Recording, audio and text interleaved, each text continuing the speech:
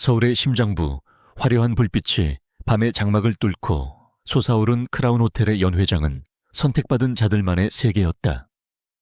제네시스 그룹의 창립 기념 파티는 부와 권력의 정점을 과시하는 듯 했다. 크리스탈 샹들리에에서 쏟아지는 빛은 값비싼 보석과 실크 드레스에 반사되어 눈부신 광채를 뿜어냈고, 나직하게 흐르는 클래식 선율은 샴페인 잔이 부딪히는 소리와 교묘하게 어우러졌다. 이 모든 화려함 속에서 한유라는 그림자처럼 움직였다.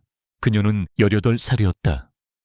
앳된 얼굴에는 아직 젖살이 차에 가시지 않았지만 또래의 발랄함 대신 고요한 침착함이 자리 잡고 있었다. 단정하게 묶은 머리와 꼭 맞는 호텔 유니폼은 그녀의 존재를 배경의 일부로 만들었다. 그녀는 빈잔을 치우고 냅킨을 채우며 손님들의 시야에 띄지 않으면서도 필요한 모든 것을 제공했다. 그녀의 손길은 빠르고 정확했지만 그 누구도 그녀의 눈동자 깊숙이 숨겨진 차가운 불꽃을 알아채지 못했다. 제네시스 그룹의 회장 권태민. 그의 이름은 연회장 곳곳에서 경외와 두려움이 섞인 목소리로 속삭여졌다. 그는 아직 모습을 드러내지 않았지만 그의 존재감은 공기처럼 공간을 지배하고 있었다. 직원들은 그의 동선을 미리 예측하며 바짝 긴장했고, 그의 심기를 거스를 만한 아주 작은 실수라도 할까봐 노심초사했다. 그는 왕이었고 이곳은 그의 왕국이었다. 한유라는 권태민이라는 이름이 나올 때마다 잠시 동작을 멈추고 귀를 기울였다. 사람들은 그의 사업 수완과 냉혹함, 그리고 여성을 향한 끊임없는 스캔들에 대해 이야기했다. 그에게 인간관계는 오직 이용 가치에 따라 결정되는 체스 게임과 같았다. 그는 완벽한 포식자였다. 그리고 오늘 밤 한유라는 스스로 그의 사냥터에 들어온 미끼였다. 그녀의 계획은 몇 년에 걸쳐 세워졌고 모든 변수는 수없이 계산되었다. 오늘 밤의 우연은 연은 그녀가 설계한 운명의 첫 번째 톱니바퀴였다. 마침내 그가 나타났다. 수많은 임원과 정치인들에게 둘러싸여 연회장 중앙으로 들어서는 권태민은 압도적인 아우라를 뿜어냈다. 최고급 원단으로 맞춘 검은색 슈트는 그의 다부진 체격을 완벽하게 드러냈고, 흠잡을 데 없이 손질된 머리카락과 날카로운 턱선은 조각상처럼 차가운 인상을 주었다. 그는 사람들과 악수를 나누고 가벼운 미소를 지었지만 그의 눈은 그 누구에게도 따뜻함을 허락하지 않았다. 그 눈은 오직 상대를 꿰뚫어보고 가치를 판단하는 데만 사용되는 듯했다. 한유라는 멀리서 그를 지켜보았다. 심장이 얼음처럼 차가워지는 것을 느꼈지만 두려움 때문이 아니었다. 그것은 오래도록 기다려온 순간을 마주한 자의 냉정한 흥분이었다. 그녀의 아버지, 한때는 권태민의 가장 가까운 친구이자 동업자였던 그 남자의 몰락을 떠올렸다. 권태민의 배신으로 모든 것을 잃고 절망 속에서 쓰러져간 아버지의 마지막 모습을 그녀는 결코 잊을 수 없었다. 복수는 그녀가 살아가는 유일한 이유였다. 파티가 절정으로 치닫는 동안 유라는 계획대로 움직였다. 그녀는 권태민이 와인을 선호하며 특히 프랑스 특정 지역의 빈티지를 즐긴다는 정보를 알고 있었다. 그녀는 그의 테이블 근처를 맴돌며 기회를 엿보았다. 마침내 그의 잔이 비었을 때 그녀는 다른 베테랑 직원을 제치고 조용히 다가갔다. 그녀의 손에 들린 와인병의 라벨은 정확히 그가 선호하는 것이었다. 그녀가 와인을 따르기 위해 몸을 숙였을 때 권태민의 시선이 처음으로 그녀에게 닿았다. 그의 눈은 그녀의 이름표 한유라라는 세 글자를 스쳐 지나갔다. 그의 표정에는 아무런 변화도 없었다. 그는 그녀를 그저 수많은 얼굴 없는 직원 중 하나로 여길 뿐이었다. 하지만 유라는 그의 시선이 자신의 가느다란 목성과 손목을 훑는 것을 느낄 수 있었다. 그것은 사냥감이 사정거리 안에 들어왔음을 확인하는 포식자의 본능적인 탐색이었다. 수고가 많군. 나직하고 권위적인 목소리였다. 유라는 고개를 살짝 숙여 감사를 표했다. 그녀는 의도적으로 그의 눈을 마주치지 않았다. 순종적이고 겁먹은 어린 양의 모습을 연기하는 것은 그녀 계획의 일부였다. 권태민은 흥미를 잃은 듯 다시 옆 사람과의 대화로 돌아갔다. 유라는 조용히 물러나 다시 그림자 속으로 스며들었다. 첫 번째 접촉은 성공이었다. 그는 그녀의 얼굴을 보았고 그녀의 존재를 인지했다. 이제 남은 것은 그가 스스로 미끼를 물게 만드는 일이었다. 파티가 서서히 막을 내릴 무렵 창밖에서는 예고 없이 비가 쏟아지기 시작했다. 굵은 빗줄기가 호텔의 통유리창을 세차게 두드렸다. 사람들은 서둘러 차를 부르거나 발렛 파킹을 기다리며 로비를 서성였다. 유라는 이미 유니폼을 갈아입고 낡은 백팩을 맨 채 로비 한쪽 구석에 서 있었다. 그녀의 근무 시간은 정확히 파티가 끝나는 시간에 맞춰져 있었다. 권태민이 비서와 경호원들에게 둘러싸여 로비로 나왔다. 그의 전용 차량이 이미 현관 앞에 대기하고 있었다. 유라는 그가 나오는 타이밍에 맞춰 호텔 출입구 쪽으로 걸어갔다. 그녀는 우산을 가지고 있지 않았다. 흠뻑 젖을 것을 알면서도 그녀는 처마 밑에 멈춰 서서 쏟아지는 비를 망연자실한 표정으로 바라보았다. 가냘픈 어깨와 길 잃은 듯한 눈빛은 보호 본능을 자극하기에 충분했다. 권태민의 발걸음이 잠시 멈췄다. 그의 날카로운 시선이 비를 맞으며 어쩔 줄 몰라 하는 유라에게 고정되었다. 낮에 와인을 따르던 그 어린 직원이었다. 화장기 없는 맨 얼굴은 더 어리고 순수해 보였다. 값싼 면 티셔츠와 낡은 청바지는 그녀의 가난한 처지를 노골적으로 드러냈다. 권태민의 입가에 거의 보이지 않을 정도의 미소가 떠올랐다. 완벽한 상황이었다. 순진하고 무력하며 도움이 절실해 보이는 어린 소녀. 그는 경호원을 물리치고 그녀에게 다가갔다. 최고급 구두가 무릉덩이를 밟는 소리가 유라의 귓가에 선명하게 들렸다. 그녀는 놀란 듯 움찔하며 그를 돌아보았다. 회장님. 그녀의 목소리는 계산된 떨림을 담고 있었다. 권태민은 부드러운 목소리로 물었다. 이 시간에 어딜 가나? 비가 많이 오는데. 집에 가야 합니다. 우산은 없고. 유라는 고개를 저었다. 그녀는 일부러 더 처량하고 무력해 보이도록 어깨를 움츠렸다. 권태민은 마치 자비로운 신이라도 된 듯한 표정을 지었다. 그는 자신의 차를 가리키며 말했다. 타. 데려다 주지. 그것은 제안이 아니라 명령이었다. 유라는 잠시 망설이는 척했다. 아닙니다. 괜찮습니다. 폐를 끼칠 수는. 그녀의 거절은 그의 정보욕을 더욱 부채질할 뿐이라는 것을 그녀는 잘 알고 있었다. 아니나 다를까 권태민은 그녀의 말을 가볍게 무시했다. 폐가 아니야. 타도록 해.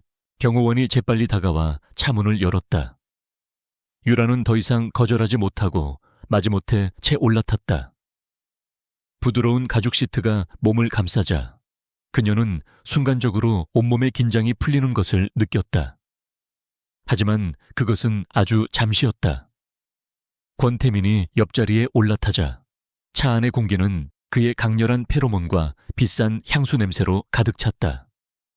문이 닫히고 차는 빗속을 미끄러지듯 나아갔다.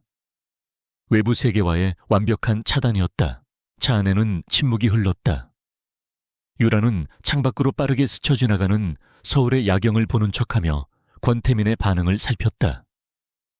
그는 아무 말 없이 그녀를 관찰하고 있었다. 그의 시선은 노골적이었다. 마치 상품의 가치를 매기는 듯한 차가운 평가였다. 그는 그녀의 이름, 나이, 하는 일에 대해 몇 가지를 물었다. 유라는 미리 준비해둔 거짓 인생 이야기를 들려주었다. 부모님을 일찍 여의고 대학 등록금을 벌기 위해 밤낮으로 아르바이트를 하는 불쌍한 고아 소녀. 힘들겠군. 권태민이 말했다. 그의 목소리에는 동정심이 전혀 담겨 있지 않았다. 그저 사실을 확인하는 듯한 무미건조한 톤이었다. 그는 잠시 창밖을 보더니 운전기사에게 나직하게 지시했다. 경로 변경해. 펜트하우스로 간다. 유라의 심장이 내려앉았다. 올 것이 왔다. 그녀는 겁에 질린 표정으로 그를 돌아보았다. 네, 집으로 가주시기로. 권태민은 그녀를 향해 몸을 돌렸다. 그의 얼굴에 처음으로 분명한 미소가 떠올랐다. 하지만 그 미소는 너무나 차갑고 위협적이어서 유라는 등골이 서늘해지는 것을 느꼈다. 비에 젖어서 감기 걸리겠어. 따뜻한 거라도 한잔하고 가야지. 내 집은 바로 근처야. 그의 말은 거부할 수 없는 제안의 형태를 띤 협박이었다. 유라는 입술을 깨물었다. 그녀의 두려움은 연기가 아니었다. 계획의 성공을 눈앞에 둔 흥분과 함께 진짜 위험의 한가운데에 있다는 본능적인 공포가 엄습했다. 하지만 물러설 수는 없었다. 이것이 바로 그녀가 원했던 순간이었다. 차는 곧 서울에서 가장 높은 주상복합 건물의 지하 주차장으로 들어섰다. 전용 엘리베이터는 그들을 꼭대기층에 있는 펜트하우스로 바로 안내했다. 엘리베이터의 문이 열리자 눈앞에 펼쳐진 광경은 입이 벌어질 정도였다. 거대한 통유리창 너머로 서울의 야경이 파노라마처럼 펼쳐져 있었고 미니멀하면서도 고급스러운 가구들은 마치 예술 작품처럼 배치되어 있었다. 권태민은 재킷을 벗어 소파에 던지며 와인 셀러로 향했다. 그는 유라에게는 시선도 주지 않은 채 물었다. 뭐 마실래? 와인? 아니면 위스키? 저는 아무거나. 유라는 여전히 현관 근처에서 어쩔 줄 모르는 듯 서 있었다. 권태민은 와인 2잔을 들고 그녀에게 다가왔다. 그는 잔 하나를 그녀에게 건네며 그녀의 귓가에 나직하게 속삭였다. 긴장 풀고. 여긴 아무도 없어. 우리 둘뿐이야. 그의 숨결에서 짙은 알코올 향이 느껴졌다. 유라는 떨리는 손으로 와인잔을 받아들었다. 붉은 액체가 잔 안에서 위태롭게 흔들렸다. 권태민은 자신의 잔을 가볍게 그녀의 잔에 부딪혔다. 쨍 하는 맑은 소리가 적막한 공간에 울려 퍼졌다. 너의 새로운 시작을 위하여. 그가 무슨 의미로 그 말을 했는지 유라는 정확히 알 수 있었다. 그는 그녀를 자신의 새로운 장난감으로 삼으려 하고 있었다. 그는 유라가 와인을 한 모금 마시는 것을 지켜보았다. 그리고 만족스러운 미소를 지으며 그녀의 턱을 부드럽게 감싸 쥐었다. 그의 손길은 부드러웠지만 거부할 수 없는 힘이 담겨 있었다. 오늘 밤, 넌 내 손님이야. 그 순간 엘리베이터 문이 닫히는 소리가 아득하게 들렸다. 권태민에게는 사냥의 성공을 알리는 축포와 같은 소리였을 것이다. 그는 자신이 쳐놓은 거미줄에 순진한 나비 한 마리가 걸려들었다고 확신하고 있었다. 하지만 그는 알지 못했다. 그 거미줄에 걸린 것은 나비가 아니었다. 그것은 거미를 사냥하기 위해 스스로 거미줄로 걸어 들어온 독을 품은 사마귀였다. 그의 덫이 마침내 작동한 그 순간 한유라의 진짜 덫 또한 그의 목을 향해 조여오기 시작했다. 다음 날 아침 서울의 스카이라인을 비추는 눈부신 햇살이 펜트하우스의 거대한 통유리창을 통해 쏟아져 들어왔다. 어젯밤에 어둡고 밀도 높던 공기는 온데간데 없고 모든 것이 차갑고 선명한 윤곽을 드러냈다. 한유라는 낯선 침대에서 눈을 떴다. 그녀를 감싸고 있던 것은 최고급 이집트산 면 시트였지만 그 부드러움 속에는 온기 대신 싸늘한 위화감만이 감돌았다. 그녀는 잠시 천장을 응시했다. 공포나 혼란은 없었다. 오직 강철 같은 의지와 명료한 사고만이 그녀의 정신을 지배하고 있었다. 그녀는 천천히 몸을 일으켰다. 어젯밤 권태민이 던져준 실크 가운이 어깨에서 스르르 미끄러졌다. 그녀는 주변을 둘러보았다. 이 방은 호텔 스위트룸처럼 거대하고 비인간적이었다. 모든 가구는 최고급이었지만 그 어디에도 사람 사는 흔적은 보이지 않았다. 그녀는 침대에서 내려와 욕실로 향했다. 거울에 비친 자신의 모습은 창백하고 지쳐 보였지만 눈빛만은 밤하늘의 별처럼 차갑게 빛나고 있었다. 그녀는 샤워기를 틀어 차가운 물줄기를 온몸으로 맞았다. 정신을 더욱 맑게 하기 위함이었다. 샤워를 마치고 나왔을 때 침대 옆 협탁에는 그녀가 어제 입었던 옷이 깔끔하게 개어져 있었고 그 옆에는 샌드위치와 주스가 담긴 쟁반이 놓여 있었다. 권태민의 배려처럼 보였지만 유라는 그것이 잘 길들여진 애완동물에게 주는 먹이와 다름없다는 것을 알았다. 그녀는 옷을 갈아입었다. 낡은 청바지와 티셔츠가 다시 그녀의 몸에 익숙하게 감겼다. 이 옷은 이질적인 공간 속에서 그녀가 누구인지를 상기시켜주는 갑옷과도 같았다. 그녀가 거실로 나갔을 때 권태민은 이미 완벽한 비즈니스맨의 모습으로 그녀를 기다리고 있었다. 흐트러짐 없는 슈트 차림에 손에는 태블릿 PC를 들고 있었다. 그는 소파에 앉아 유라를 아래 위로 훑어보았다. 그의 시선에는 어젯밤의 욕망 대신 차가운 소유욕과 경멸이 뒤섞여 있었다. 그는 아무 말 없이 손짓으로 그녀에게 맞은편 소파에 앉으라고 지시했다. 유라는 말없이 그의 지시에 따랐다. 잠은 잘 잤나? 의례적인 질문이었다. 네. 유라의 대답은 짧고 건조했다. 권태민은 그녀의 태연한 반응이 마음에 들지 않는다는 듯 미간을 살짝 찌푸렸다. 그는 겁에 질려 울먹이거나 적어도 불안에 떠는 모습을 기대했다.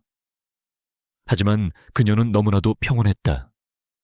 그는 자신이 상황을 완벽하게 통제하고 있음을 상기시키기 위해 들고 있던 태블릿 화면을 그녀 쪽으로 돌렸다. 화면에는 어젯밤의 모습들이 담긴 사진 몇 장이 슬라이드 쇼로 재생되고 있었다. 교묘한 각도에서 찍힌 사진들은 그녀를 무력하고 순종적인 모습으로 보이게 만들었다. 어젯밤 즐거웠어. 그가 나직하게 말했다. 그리고 난 그 즐거웠던 순간을 기록으로 남기는 취미가 있지. 이것이 그의 본론이었다. 협박. 그는 유라의 얼굴에서 공포와 절망이 피어오르기를 기다렸다. 18살짜리 고아 소녀에게 이 사진들은 인생을 파멸시킬 수도 있는 낙인이었다. 인터넷에 단 한 장이라도 유출된다면 그녀의 미래는 그대로 끝장날 터였다. 하지만 유라의 반응은 그의 예상을 완전히 빗나갔다. 그녀는 태블릿 화면을 무표정하게 응시할 뿐이었다. 마치 자신과 상관없는 다른 사람의 사진을 보는 듯한 태도였다. 그녀는 잠시 후 고개를 들어 권태민을 똑바로 쳐다보았다. 그녀의 눈빛에는 두려움 대신 차가운 이성이 번뜩였다. 원하시는 게 뭐죠? 그녀의 직설적인 질문에 권태민은 순간 할 말을 잃었다. 그는 분노나 애원을 예상했지. 이런 식의 거래적인 질문을 예상한 것이 아니었다. 그의 계획에 미세한 균열이 가는 순간이었지만 그는 자신의 오만함으로 그 균열을 재빨리 메웠다.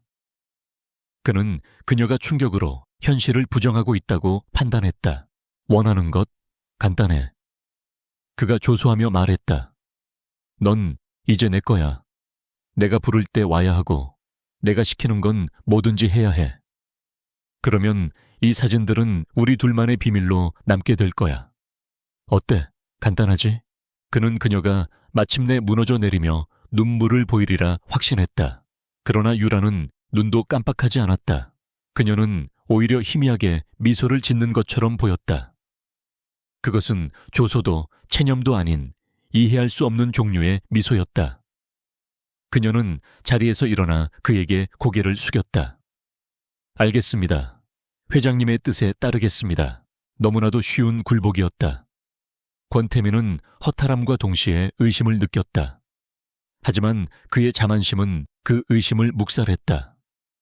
결국 어린애는 어린애일 뿐. 자신의 압도적인 힘 앞에서 겁을 먹고 바로 꼬리를 내린 것이라고 그는 결론지었다. 그는 만족스러운 미소를 지으며 지갑에서 두꺼운 돈다발을 꺼내 테이블 위에 던졌다. 가지고 가. 필요한 곳에 써. 앞으로는 이런 궁상맞은 옷차림으로 내 앞에 나타나지 마. 유라는 돈다발에는 눈길도 주지 않고 다시 한번 고개를 숙였다. 그럼 이만 가보겠습니다. 그녀는 미련 없이 몸을 돌려 현관으로 향했다. 권태민은 소파에 기댄 채 그녀의 뒷모습을 지켜보았다. 가냘프고 연약해 보이는 뒷모습. 그는 새로운 장난감이 아주 쉽게 손에 들어왔다고 생각하며 와인잔을 들었다. 하지만 그는 영원히 알지 못할 것이다. 유라가 현관문을 열고 나가기 직전 그녀의 입가에 스쳐 지나간 차가운 미소의 의미를 펜트하우스를 빠져나온 유라는 차가운 아침 공기를 깊게 들이마셨다. 그녀는 잠시 눈을 감고 어젯밤의 일을 복기했다.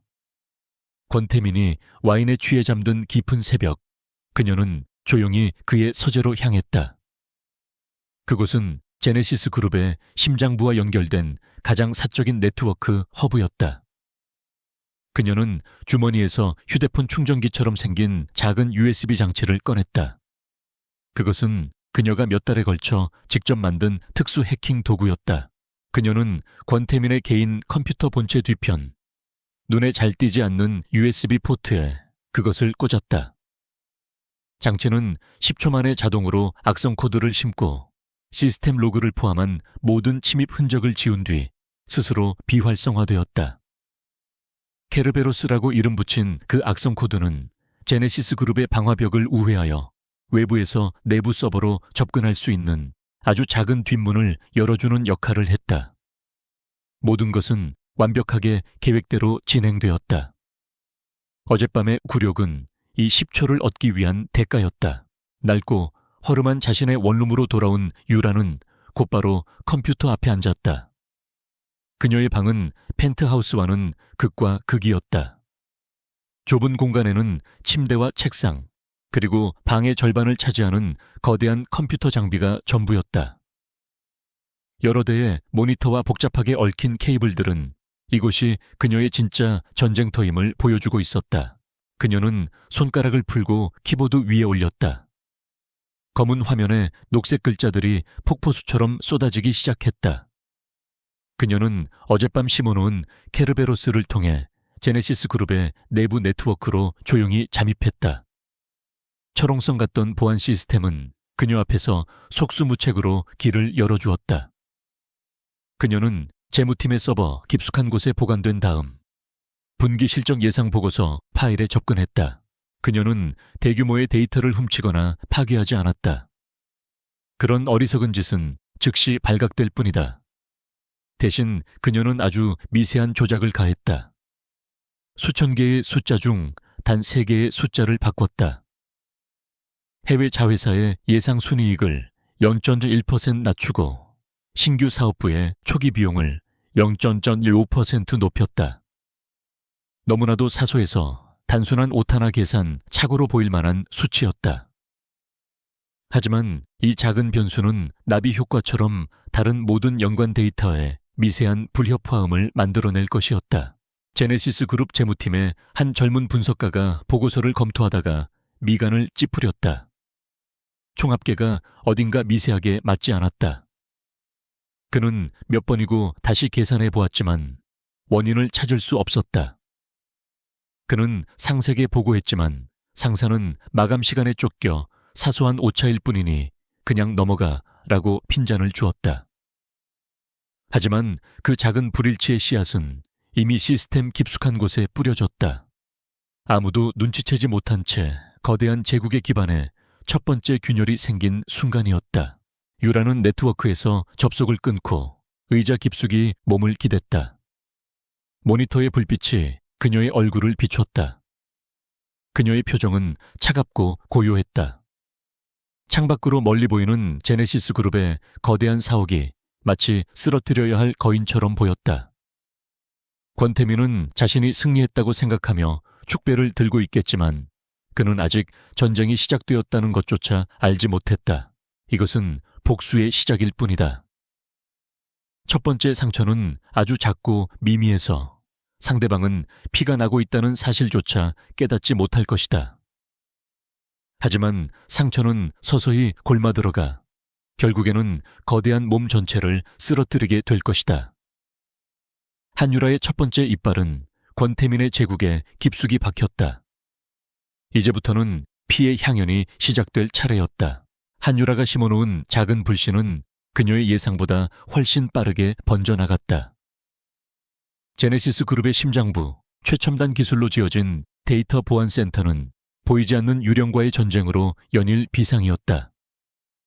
권태민은 유리병 너머로 수십 명의 최고 전문가들이 분주하게 움직이는 모습을 차갑게 지켜보고 있었다. 그의 완벽하게 다려진 셔츠조차 그의 분노를 감추지 못하는 듯 답답하게 느껴졌다. 아직도 못 찾았나? 그의 목소리는 얼음장처럼 차가웠다. 보안팀장인 오정석 상무는 식은땀을 닦으며 고개를 숙였다. 그는 이 분야에서 국내 최고로 불리는 인물이었지만 지금 그의 앞에는 경력 전체를 통틀어 가장 불가해한 적이 버티고 있었다. 죄송합니다, 회장님. 침입의 흔적을 찾을 수가 없습니다. 시스템 로그는 깨끗하고 방화벽은 뚫린 적이 없습니다. 마치 시스템 내부에서 저절로 오류가 발생하는 것 같습니다. 내부에서 저절로. 권태민이 콧방귀를 뀌었다. 수조 원을 들여 만든 이 시스템이 감기라도 걸렸다는 건가? 변명하지 마. 이건 명백한 외부의 공격이야. 아니면 내부에 배신자가 있거나. 그의 마지막 말에 오 상무의 얼굴이 하얗게 질렸다.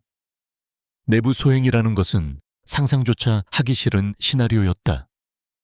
권태민의 의심은 이미 조직 전체에 독처럼 퍼지기 시작했다. 그는 누구도 믿지 않았다. 지난 며칠간 발생한 일련의 사건들은 그의 통제광적인 성격을 극도로 자극했다.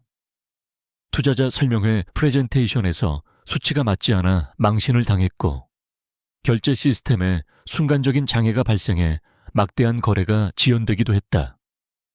각각은 사소한 문제였지만 완벽을 추구하는 그의 왕국에서는 용납될 수 없는 균열이었다. 보안팀은 그야말로 유령을 쫓고 있었다. 그들은 시스템의 모든 구석을 샅샅이 뒤졌지만 한유라의 케르베로스는 정상적인 시스템 트래픽으로 위장한 채 깊숙이 숨어 있었다. 스스로 로그를 삭제하고 활동 패턴을 수시로 바꾸는 이 지능적인 악성 코드는 기존의 어떤 보안 프로그램으로도 탐지할 수 없었다. 전문가들은 존재하지 않는 적과 싸우며 소모적인 시간을 보내고 있을 뿐이었다. 권태민의 오만함은 점차 편집증적인 불안감으로 변해가고 있었다. 같은 시각 서울의 한복판에 위치한 낡은 신문사 건물. 탐사보도 전문기자 이진호는 산더미처럼 쌓인 서류와 식어빠진 커피잔에 둘러싸여 있었다. 그는 거대 기업의 비리를 파헤치는 일로 명성이 높았지만 그만큼 수많은 소송과 협박에 시달리는 고독한 늑대이기도 했다. 그의 이메일 함에는 매일 수십 통의 제보 메일이 쏟아졌지만 대부분은 근거 없는 비방이나 허위 사실이었다. 그날 오후 그는 평소처럼 무의미한 메일들을 삭제하던 중 암호화된 메일 한 통을 발견했다. 발신자의 이름은 네메시스. 복수의 여신이라는 뜻의 이름이었다. 호기심이 발동한 이진호는 보안 프로그램을 통해 메일을 열었다. 내용은 짧았지만 강렬했다. 제네시스 그룹이 정계 로비를 위해 조성한 비자금 계좌 번호와 그중 일부 자금이 최근 특정 정치인에게 흘러들어간 날짜가 정확히 명시되어 있었다. 이진우의 눈이 번뜩였다. 이것은 그가 오랫동안 쫓아온 제네시스 그룹의 검은 커넥션에 대한 결정적인 단서가 될 수 있었다. 물론 이것만으로는 기사를 쓸 수 없었다. 하지만 제보자는 친절하게도 그 정보가 사실임을 확인할 수 있는 작은 증거 조각, 즉 자금 이체를 지시한 내부 회계 문서에 스캔 파일을 첨부했다. 이진우는 곧바로 자신만의 정보원을 통해 계좌의 실제 여부를 확인하기 시작했다. 그의 심장이 오랜만에 다시 뛰기 시작했다. 이것은 거대한 먹잇감의 냄새였다. 한유라는 자신의 작은 방, 그녀만의 지휘 통제실에서 이진우의 움직임을 실시간으로 추적하고 있었다. 그녀는 이진우라는 기자를 선택하기 위해 몇 달간 그의 과거 기사와 성향을 분석했다. 그는 결코 권력에 굴복하지 않을 정의감이 투철한 인물이었다. 유라는 그에게 한 번에 모든 것을 던져주지 않았다. 신뢰를 쌓고 그가 스스로 진실을 파헤치도록 유도하는 것이 중요했다. 내부에서는 시스템을 흔들어 권태민을 혼란에 빠뜨리고 외부에서는 언론을 통해 그의 가면을 벗기는 것. 그것이 그녀가 계획한 양면 전쟁의 핵심이었다. 하지만 그녀의 계획은 여기서 그치지 않았다. 복수는 그녀 혼자만의 것이 아니었다. 권태민에게 모든 것을 빼앗긴 사람은 아버지뿐만이 아니었다. 유라는 지난 몇 년간 권태민의 과거를 파헤치며 그에게 짓밟힌 수많은 피해자들의 목록을 만들어 왔다.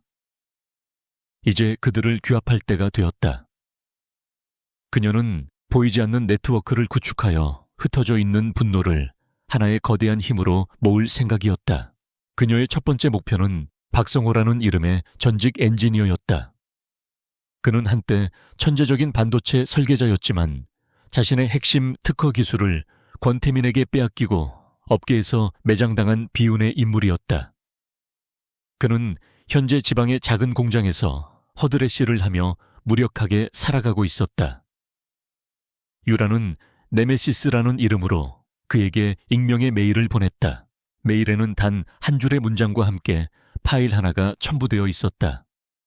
당신이 빼앗긴 것을 되찾을 시간입니다.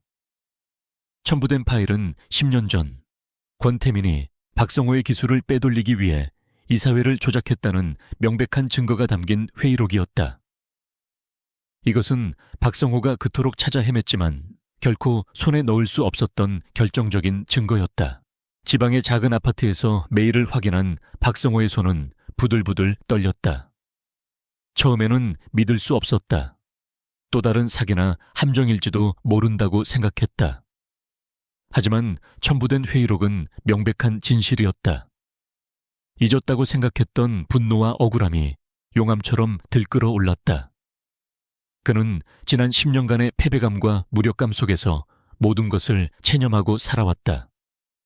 하지만 이 메일은 그의 죽어있던 복수심에 다시 불을 지폈다. 그는 떨리는 손으로 답장을 썼다. 당신은 누구지? 내가 뭘 하면 되는가? 권태민의 사무실에는 냉기가 감돌았다. 그는 방금 법무팀으로부터 한 탐사보도 전문 기자가 비자금 계좌에 대해 묻고 다닌다는 보고를 받았다. 내부 시스템의 유령과 외부의 정보 유출.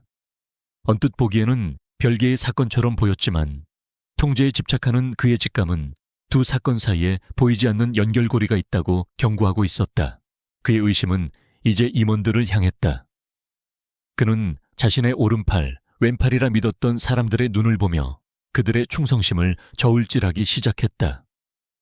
회의 시간은 길어졌고 분위기는 험악해졌다. 그는 작은 실수 하나에도 불같이 화를 내며 임원들을 몰아세웠다.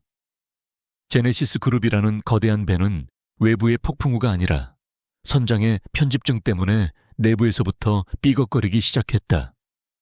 신뢰가 무너진 조직은 모래성처럼 쉽게 허물어지는 법이다. 한유라는 자신의 모니터 화면에 떠있는 디지털 지도를 바라보았다. 서울의 지도 위 제네시스 타워를 중심으로 두 개의 선이 뻗어나가고 있었다. 하나는 신문사 건물의 이진우 기자에게, 다른 하나는 지방의 작은 도시에 있는 박성호에게로 이어져 있었다. 아직은 미약한 연결선이었지만 이것은 거대한 거미줄의 시작이었다. 그녀는 더 이상 외로운 복수자가 아니었다. 그녀는 보이지 않는 저항군을 조직하는 지휘관이었다. 시스템 속 유령은 이제 현실 세계에서 분노한 영혼들을 규합하여 거대한 군대를 만들고 있었다. 권태민은 여전히 자신의 발밑에서 무슨 일이 벌어지고 있는지 전혀 알지 못한 채 보이지 않는 적을 향해 허공에 칼을 휘두르고 있을 뿐이었다.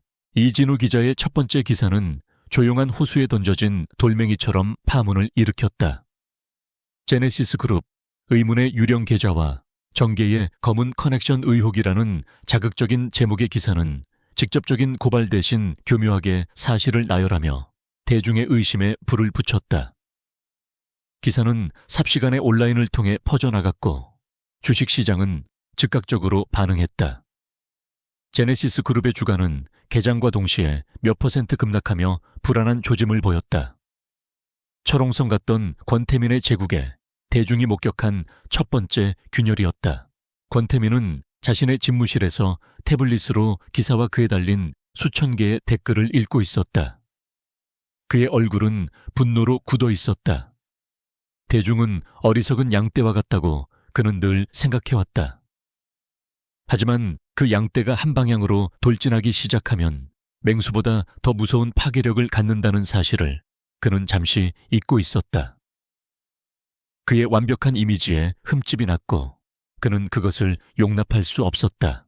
파장은 곧바로 그룹 내부로 밀려들었다. 긴급 이사회가 소집되었고 평소에는 그의 말 한마디에 고개만 끄덕이던 이사들이 처음으로 날카로운 질문을 던지기 시작했다.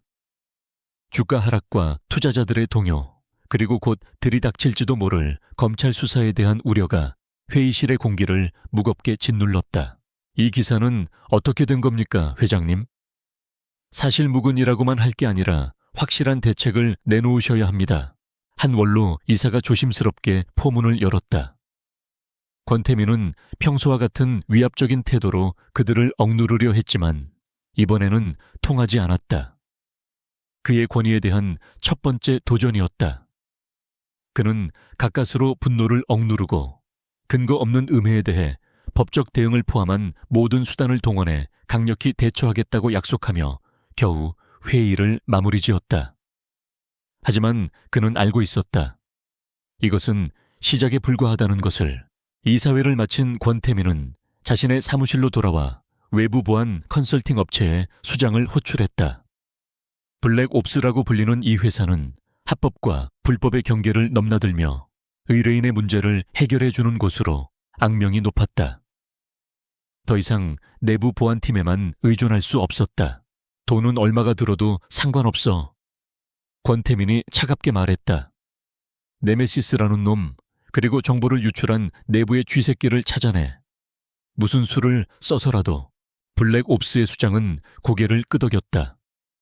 그들의 눈빛에는 의뢰인의 분노를 먹고 자라는 하이에나와 같은 탐욕이 번뜩였다. 제네시스 그룹의 막대한 자원이 그들을 뒷받침해 줄 것이었다. 이제 네메시스를 향한 추격은 차원이 다른 수준으로 격상되었다. 국가정보기관의 버금가는 인력과 기술이 동원된 거대한 그물망이 펼쳐지기 시작했다. 한유라는 이 모든 움직임을 손바닥 보듯 꿰뚫어 보고 있었다. 그녀의 케르베로스는 외부 보안업체의 시스템 감사 시도를 즉각적으로 감지하여 그녀에게 경고를 보냈다. 상대는 예상보다 더 빠르고 강력하게 나오고 있었다. 이제 수세에 몰리기 전에 먼저 판을 흔들어야 했다. 그녀는 더 대담한 미끼를 던지기로 결심했다. 그녀는 제네시스 그룹의 야심가 중 한 명인 김 이사를 다음 목표물로 삼았다. 김 이사는 권태민의 신임을 얻고 있었지만 뒤로는 비자금을 조성하며 자신의 세력을 키우고 있는 인물이었다. 유라는 그의 개인 서버를 해킹해 비자금 장부를 확보했다. 그리고 그가 네메시스인 것처럼 위장할 정교한 계획을 세웠다. 그녀는 시스템의 또 다른 미세한 오류를 발생시켰다. 이번에는 재무 데이터가 아닌 인사 정보 시스템이었다. 그리고 그 오류의 로그 기록에 김 이사의 개인 비서 IP 주소에서 접근한 것처럼 보이는 거짓 흔적을 교묘하게 심어놓았다.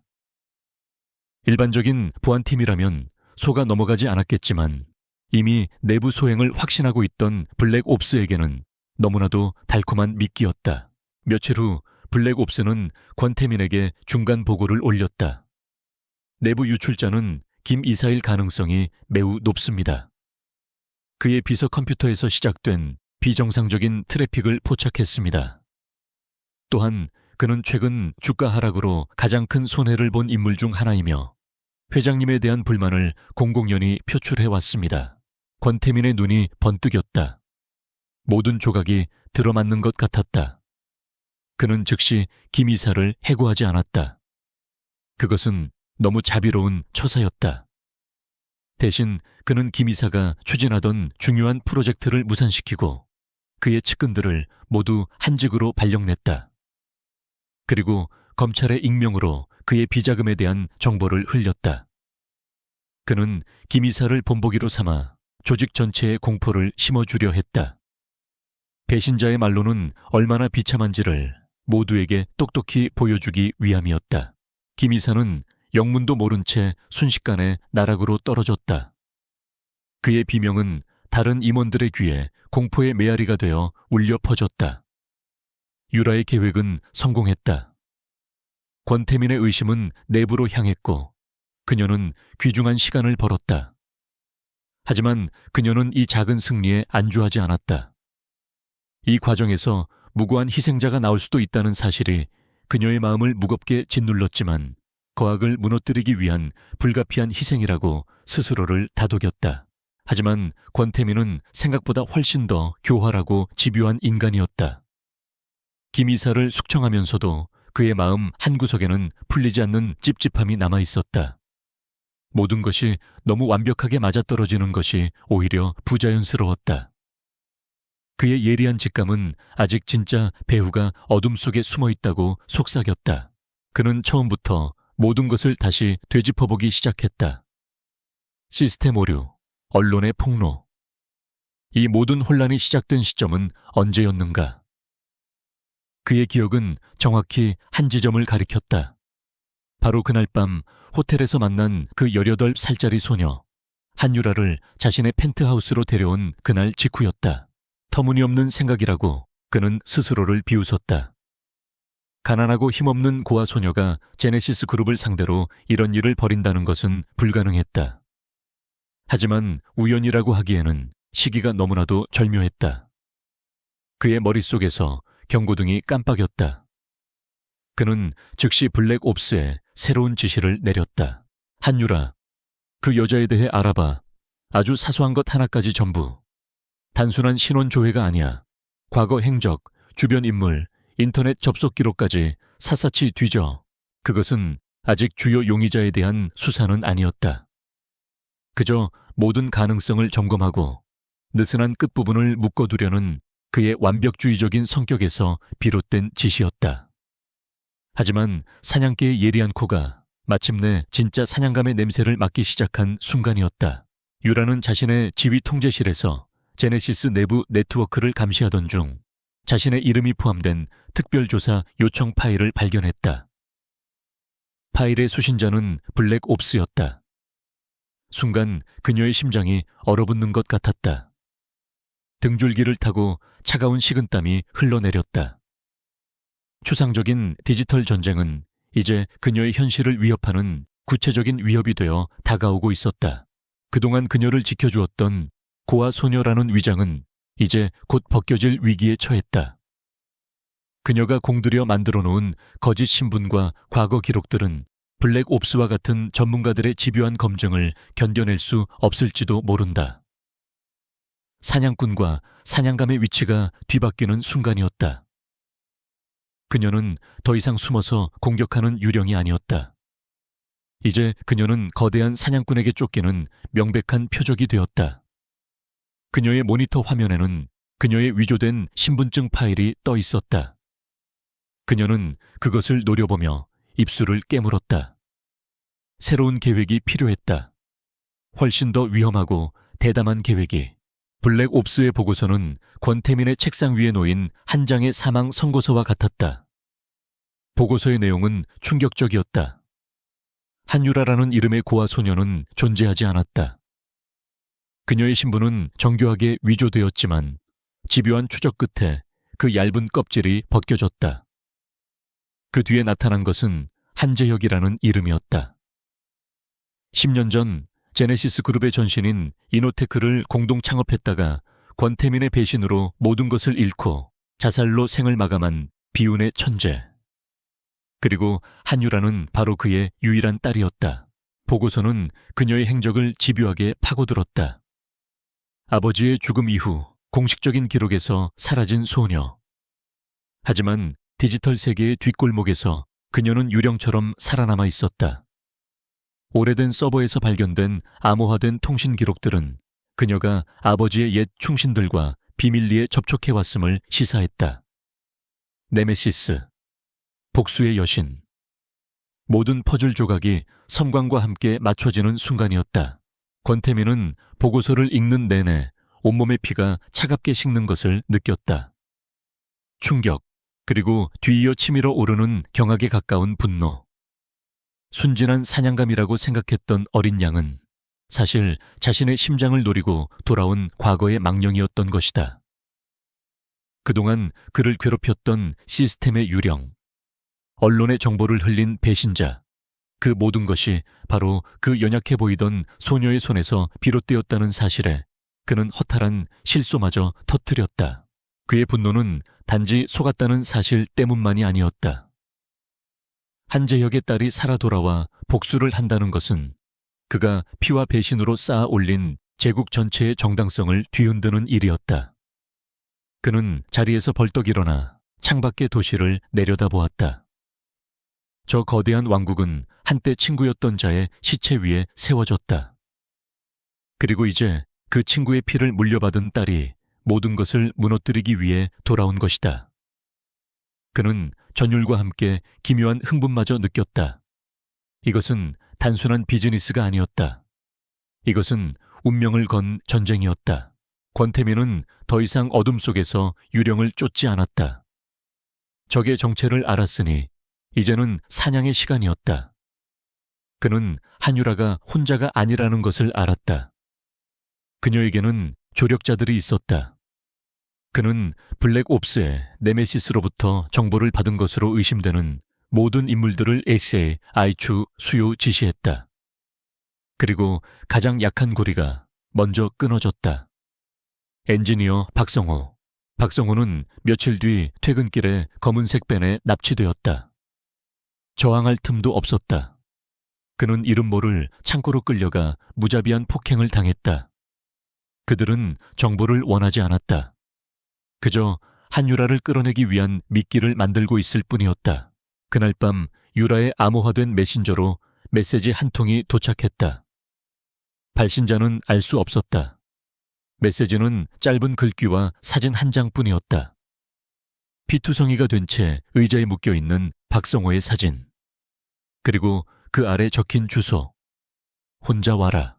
유라의 심장이 바닥으로 떨어졌다. 함정이었다. 너무나도 노골적이고 잔인한 함정. 이성적으로는 절대 가서는 안 된다고 속삭였다. 하지만 그녀는 박성호의 얼굴에 서린 고통과 절망을 외면할 수 없었다. 그는 그녀를 믿었기에 그녀의 보이지 않는 네트워크에 합류했다. 그가 저렇게 된 것은 전적으로 그녀의 책임이었다. 차가운 전략가에 가면 뒤에서 죄책감이 그녀의 심장을 찔렀다. 그녀는 동지를 죽음으로 내몰 수 없었다. 그녀는 만약을 대비해 모든 데이터를 백업하고 비상계획을 가동시켰다. 만약 자신이 돌아오지 못할 경우 모든 증거가 이진우 기자와 검찰에 자동으로 전송되도록 설정했다. 그리고 그녀는 권태민이 보낸 주소로 향했다. 해커가 아닌 한 명의 인간으로서 사자의 굴로 걸어 들어가는 길이었다. 약속 장소는 항구 근처에 버려진 창고였다. 녹슨 철문은 끼익 소리를 내며 열렸고 안에서는 희미한 정우 불빛만이 어둠을 밝히고 있었다. 창고 중앙에는 권태민이 홀로 서 있었다. 펜트하우스에서 보았던 신사적인 모습은 온데간데 없었다. 그의 눈은 탐욕과 잔인함으로 번뜩이고 있었다. 그는 마치 개선장군처럼 유라를 맞이했다. 드디어 만나는군. 한재혁의 딸. 그의 목소리에는 조롱과 승리감이 가득했다. 더 이상의 위선이나 가식은 없었다. 모든 가면이 벗겨진 채 괴물은 본래의 모습을 드러냈다. 유라는 아무 말 없이 그를 노려보았다. 대단하더군. 정말 감탄했어. 그 어린 나이에 어떻게 이런 엄청난 일을 꾸밀 생각을 했지. 내 아비는 순진에 빠져서 나한테 모든 걸 빼앗겼는데 넌 그를 닮지 않았어. 도끼는 오히려 날 닮았군.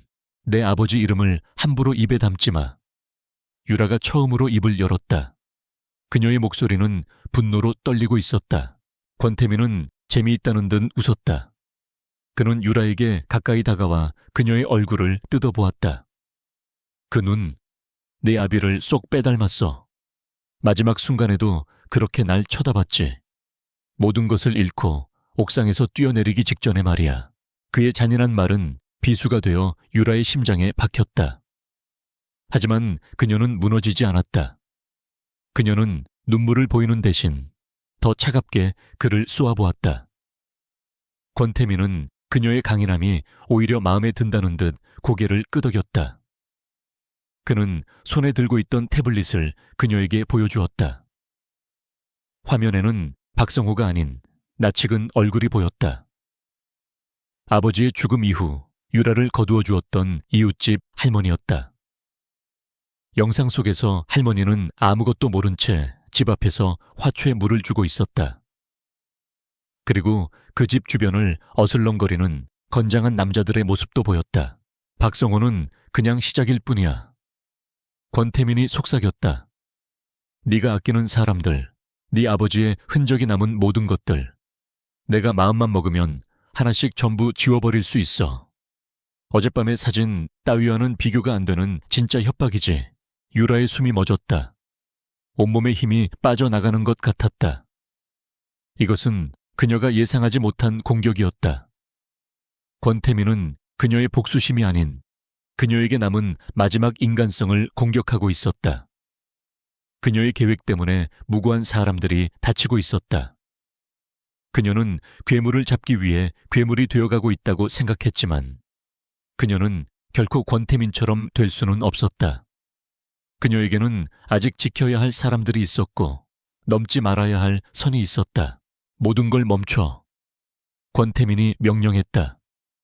네가 가진 모든 데이터, 네 네트워크의 모든 정보를 24시간 안에 내게 넘겨. 그러면 모두가 무사할 거야. 하지만 조금이라도 다른 짓을 하거나 시간을 끌면 저 할머니가 가장 먼저 계단에서 사고를 당하게 될 거다. 그는 유라의 어깨를 툭툭 치고는 그녀를 지나쳐 창고를 나갔다. 잠시 후 그의 부하들이 피투성이가 된 박성호를 창고 안으로 던져놓고 사라졌다. 유라는 쓰러진 박성호에게 달려갔다. 그는 간신히 숨만 붙어 있었다. 유라가 그의 몸을 부축하자 그가 힘겹게 눈을 떴다. 그는 부러진 이 사이로 피를 흘리며 속삭였다. 멈추지 마.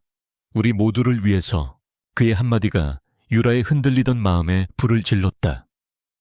그의 고통, 권태민의 잔인함, 그리고 자신을 믿어준 사람들에 대한 책임감이 뒤섞여 거대한 분노가 되었다. 망설임은 사라졌다. 죄책감도 사라졌다. 오직 차갑고 단단한 결의만이 남았다. 권태민은 그녀를 꺾었다고 생각했지만 그는 치명적인 실수를 저질렀다. 그는 그녀의 마지막 남은 인간성을 파괴하려다 오히려 그녀를 진짜 괴물로 만들어버린 것이다. 유라는 박성호를 부축하며 일어섰다. 그녀의 눈에서는 더 이상 눈물이 흐르지 않았다. 대신 모든 것을 불태워버릴 듯한 무서운 불꽃이 타오르고 있었다. 괴물이 되는 것이 두려웠던 소녀는 이제 기꺼이 괴물이 되어 더 큰 괴물을 사냥하기로 결심했다. 이제 그녀에게 남은 것은 자비 없는 파괴뿐이었다. 창고의 냉기는 한유라의 뼛속까지 스며들었지만 그녀의 결심은 용광로 속 쇳물처럼 뜨겁게 타올랐다. 그녀는 부상당한 박성호를 부축해 어둠 속으로 사라졌다. 그들이 향한 곳은 도시 외곽의 낡은 병원이었다. 그곳의 원장은 과거 한재혁의 후원을 받았던 의사로 아버지의 몇 안 되는 충직한 사람 중 하나였다. 그는 아무것도 묻지 않고 박성호를 치료해 주었다. 하얗게 소독된 붕대 아래 드러난 끔찍한 상처들은 복수가 더 이상 미룰 수 없는 생존의 문제임을 유라에게 각인시켰다. 권태민이 제시한 24시간의 유예기간이 시한폭탄처럼 똑딱거렸다. 유라는 자신의 지휘 통제실로 돌아왔다. 항복은 선택지에 없었다. 후퇴도 없었다. 남은 길은 오직 하나, 모든 것을 건 마지막 도박뿐이었다. 그녀는 자신의 보이지 않는 네트워크에 속한 모든 동지들에게 비상 연락을 취했다. 이진우 기자, 박성호, 그리고 권태민에게 피해를 본 다른 몇몇 사람들이었다. 그녀는 화상통화를 통해 자신의 정체를 처음으로 밝혔다.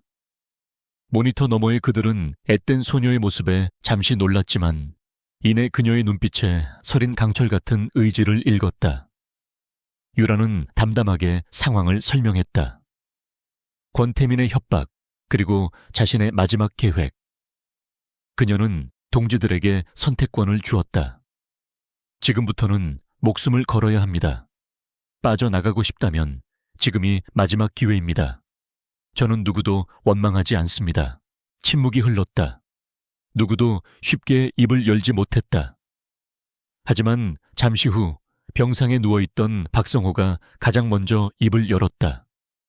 나는 끝까지 가겠소. 이대로 물러서는 것은 죽는 것보다 더 굴욕적이야. 그의 말에 다른 사람들도 하나둘씩 동의를 표했다. 그들의 눈에는 두려움이 아닌 공동의 적을 향한 뜨거운 분노가 이글거리고 있었다. 흩어져 있던 개인의 복수심은 이제 하나의 거대한 대의가 되었다. 이제부터는 시간과의 싸움이었다. 유라는 지난 몇 년간 수집하고 분석해온 모든 데이터를 하나의 결정체로 융합하기 시작했다. 그녀는 이것을 판도라의 상자라고 이름 붙였다. 그것은 단순한 데이터 쪼가리들의 나열이 아니었다. 그것은 권태민의 죄악을 만천에 드러낼 한편의 완벽한 서사시였다. 그녀의 손가락이 키보드 위에서 춤을 추듯 움직였다. 모니터에는 수많은 코드와 암호화된 파일들이 쉴 새 없이 오르내렸다. 그녀는 제네시스 그룹의 분식회계 자료와 비자금 흐름도를 시각적으로 알기 쉬운 그래프로 만들었다. 권태민이 정관계 인사들과 나눈 뇌물 거래 녹취 파일에서 노이즈를 제거하고 핵심 대화만 추출했다. 10년 전 그가 아버지를 배신했다는 증거가 담긴 낡은 이사회 문서를 복원해냈다. 판도라의 상자에는 피해자들의 목소리도 담겼다. 그녀는 박성호와 다른 피해자들의 증언을 미리 영상으로 녹화했다. 그들의 떨리는 목소리와 눈물은 데이터가 줄 수 없는 감정적인 힘을 가지고 있었다. 이 모든 자료는 하나의 거대한 멀티미디어 프레젠테이션 파일로 통합되었다. 누가 보더라도 단 10분 안에 권태민이라는 인물이 얼마나 추악한 괴물인지를 이해할 수 있도록 정교하게 설계되었다. 그녀는 며칠 밤낮으로 잠도 자지 않고 오직 이 작업에만 몰두했다. 커피와 분노가 그녀를 버티게 하는 유일한 연료였다. 동지들도 각자의 위치에서 움직였다. 이진우 기자는 자신의 취재망을 총동원해 며칠 뒤 열릴 제네시스 그룹의 연례 주주총회에 대한 모든 정보를 수집했다. 주주총회는 권태민이 자신의 성공을 과시하는 가장 화려한 무대였다. 유라는 바로 그곳을 그의 처형대로 만들기로 결심했다. 이 기자는 그날의 보안 프로토콜, 언론사 출입 동선, 그리고 발표 시스템의 종류까지 파악해 유라에게 전달했다. 병원에 있던 박성호는 자신의 부상도 잊은 채 과거 제네시스 그룹에서 일했던 경험을 살려 주주총회장의 프레젠테이션 시스템에 대한 기술적인 조언을 아끼지 않았다. 그는 시스템의 취약점과 원격으로 제어권을 탈취할 수 있는 가능한 경로들을 짚어주었다. 또 다른 동지인 권태민의 비서실에서 일하다 억울하게 해고된 한 직원은 내부 조력자 역할을 자처했다. 그는 자신의 목숨을 걸고 주주총회 당일 결정적인 순간에 물리적인 혼란을 일으켜 보안팀의 시선을 돌려주기로 약속했다. 마침내 결전의 날이 밝아오고 있었다. 그들의 계획은 세 갈래로 나뉘어 동시에 진행될 것이었다. 첫째, 유라는 케르베로스를 이용해 주주총회장의 네트워크에 침투하여 발표 시스템의 제어권을 장악한다. 둘째, 내부 조력자가 결정적인 순간에 작은 소란을 일으켜 보안팀의 주의를 분산시킨다. 셋째, 유라가 판도라의 상자를 가동하는 순간 이진우 기자는 현장에서 모든 것을 폭로하는 심층 기사를 온라인에 송고하고 동시에 모든 증거 자료가 검찰청 서버로 자동 전송된다. 실패란 있을 수 없는 완벽한 삼각편대 공격이었다. 주주총회 당일 아침. 유라는 수많은 모니터 불빛에 둘러싸여 있었다. 지난 며칠간의 피로가 그녀의 어깨를 무겁게 짓눌렀지만 그녀의 눈은 그 어느 때보다도 맑고 차갑게 빛나고 있었다. 화면 한쪽에는 주주총회 시작까지 남은 시간을 알리는 카운트다운 타이머가 깜빡이고 있었다. 그녀는 책상 위에 놓인 낡은 사진을 잠시 바라보았다. 환하게 웃고 있는 아버지와 어린 시절의 자신. 그녀는 아버지의 명예와 그녀를 믿어준 동지들의 안전, 그리고 지난 10년간의 고통과 준비가 모두 앞으로의 몇 시간에 달려있음을 알고 있었다. 권태민의 24시간 최후 통첩은 이미 오래전에 지났다. 그는 아직 움직이지 않았지만 유라는 그가 언제든 자신의 소중한 사람들을 해칠 수 있다는 것을 알았다. 그것이 그녀를 더욱 단단하게 만들었다. 이것은 더 이상 단순한 복수가 아니었다. 이것은 생존을 위한, 그리고 정의를 위한 전쟁이었다. 그녀는 키보드 위에 손가락을 올렸다. 모든 준비는 끝났다. 이제 폭풍우가 몰아칠 시간이었다. 제네시스 그룹의 연례 주주총회장은 권력과 성공의 향기로 가득했다. 국내외의 거물급 투자자들, 야심에 찬 임원들, 그리고 특종을 노리는 수많은 기자들이 그랜드 볼룸을 가득 메웠다. 단상 위 권태민은 세상의 정점에 선 군주와 같았다. 그는 부드러운 카리스마와 자신감 넘치는 어조로 그룹의 후이 카치의 미래 비전을 제시하고 있었다. 최근 불거진 악의적인 루머에 대해서는 능숙하게 조롱하며 오히려 그것이 제네시스 그룹의 위상을 질투하는 자들의 발악일 뿐이라고 일축했다. 그는 자신이 모든 반대 세력을 짓밟고 승리했다고 확신했다. 그의 연설이 절정으로 치닫는 동안 도시의 어딘가에 있는 작은 방, 한유라는 자신만의 전쟁을 치르고 있었다.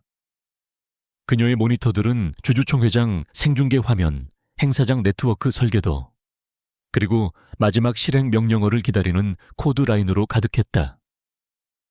이진우 기자는 프레스석에서 노트북을 연 채 발행 버튼 위에 손가락을 올려두고 있었고, 내부 조력자는 AV 통제실 근처에서 신호를 기다렸다. 숨막히는 긴장감 속에서 모든 것이 완벽하게 준비되었다. 그리고 바로 오늘 제네시스 그룹은 새로운 시대로의 도약을 선언합니다. 권태민이 목소리를 높이며 다음 슬라이드를 가리키는 순간 계획된 혼란이 시작되었다. 행사장 구석, 중요하지 않은 구역에서 갑자기 화재 경보기가 울리기 시작했다. 보안팀의 시선이 일제히 그쪽으로 쏠렸다. 단 10초. 유라가 필요했던 것은 바로 그 찰나의 시간이었다. 그녀는 마지막 방화벽을 우회하여 발표 시스템의 제어권을 완전히 장악했다. 실행 엔터키를 누르는 그녀의 손가락은 얼음처럼 차가웠다.